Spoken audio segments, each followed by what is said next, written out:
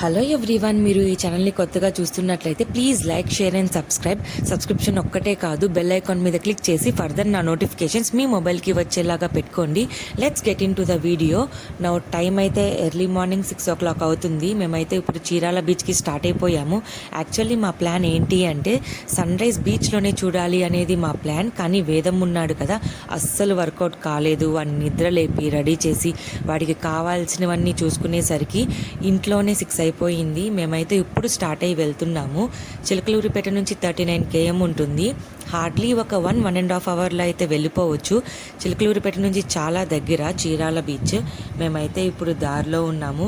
లాస్ట్కి sun rise వచ్చేసి చూడండి, దారిలో చూడాల్సి వచ్చింది. అదిగో వ్యూ చూడండి ఎలా ఉందో.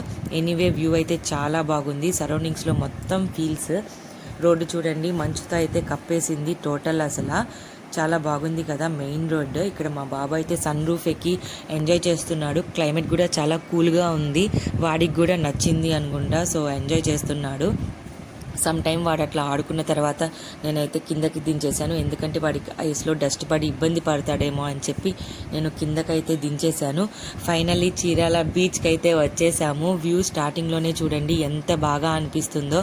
నేను ఎందుకు ఇంత ఎగ్జైట్మెంట్ అవుతున్నాను అంటే మా బాబుకి ఇది ఫస్ట్ బీచ్ మీట్ అనమాట.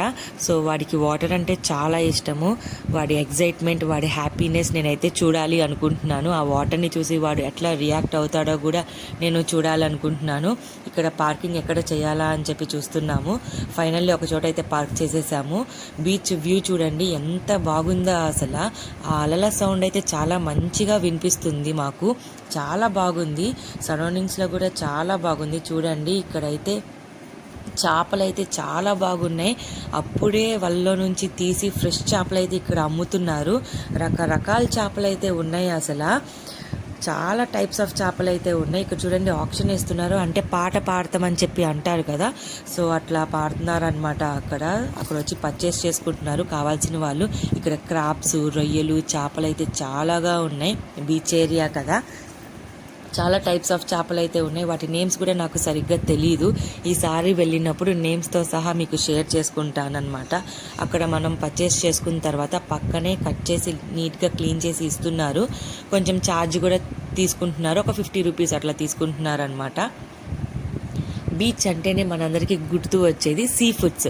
సో మేము బీచ్కి వెళ్ళినప్పుడల్లా చాలా ఎక్కువగా స్టఫ్ అయితే తెచ్చుకొని స్టోర్ చేసుకుంటాము. ఎందుకంటే ప్రతిసారి బీచ్కి వెళ్ళి పర్చేస్ చేయలేం కదా, అందుకే సరౌండింగ్స్లో ఉన్న వాళ్ళు అందరూ ఇక్కడికి వచ్చి పర్చేస్ చేసుకుంటున్నారు. చూడండి ఎంతమంది ఉన్నారో. బీచ్ ఏరియా కదా.